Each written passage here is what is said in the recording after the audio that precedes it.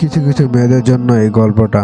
আজকাল মেয়েরা ভাবে বোরখা পরে হাত মোজা পা মোজা পরে ফেসবুকে বা স্টোরিতে ছবি দিলেই কোনো পাপ হয় না। এটা খারাপ কিছু না। আফসোস, কত বড় বেকুব। ফেসবুকে যদি কোনো ছবি আপলোড বা স্টোরি দিয়ে ছেলেদের দেখানো যেত, তাদের দৃষ্টি আকর্ষণ করা যেত, তাহলে মেয়েদের জান্নাতের সর্দারিনী ফাতেমা রাদিয়াল্লাহু তাআলাকে কেন তাকে রাতের অন্ধকারে দাফন করতে বলেছিলেন? ছবি দেওয়ার শাস্তি কেবল অন্ধকার কবরে গেলেই বুঝবেন। হোক সেটা আপনার ছবি বা অন্যর ছবি, একটু ভেবে দেখবেন ঠিক দেওয়া কি আসলে ঠিক হচ্ছে।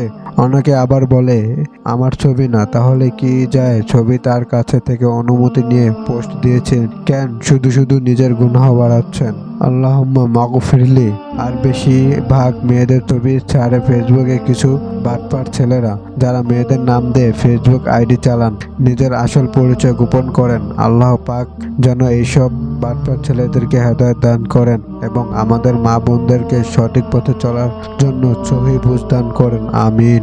আসসালামু আলাইকুম। আমাদের ইসলামিক কন্টেন্টগুলো যদি আপনাদের কাছে ভালো লেগে থাকে এবং যদি শুনতে ভালো লাগে, তাহলে আমাদের চ্যানেলটিকে সাবস্ক্রাইব করুন।